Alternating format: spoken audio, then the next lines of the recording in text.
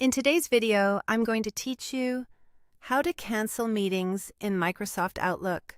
By the end, you'll know exactly how to remove a meeting from your calendar and make sure everyone invited is notified properly with a clear message from you. First, open Microsoft Outlook and switch to the calendar view.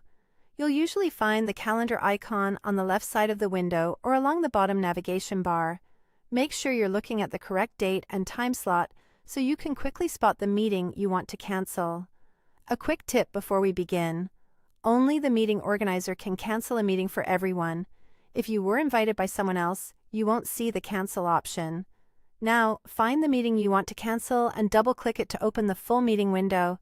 This is important because the cancel option only appears in the meeting window itself, not in the small preview that you see on the calendar grid.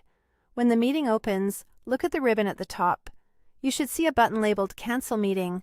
In some versions of Outlook, especially with recurring meetings, you may see options related to canceling the entire series.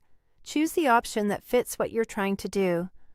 Once you click Cancel Meeting, Outlook will create a cancellation message that goes to all attendees. This is your chance to add a short, clear note explaining what's happening. It doesn't have to be long, just a helpful sentence or two. For example, you might include a brief reason. Let people know whether a new invite will follow, and thank them for their flexibility.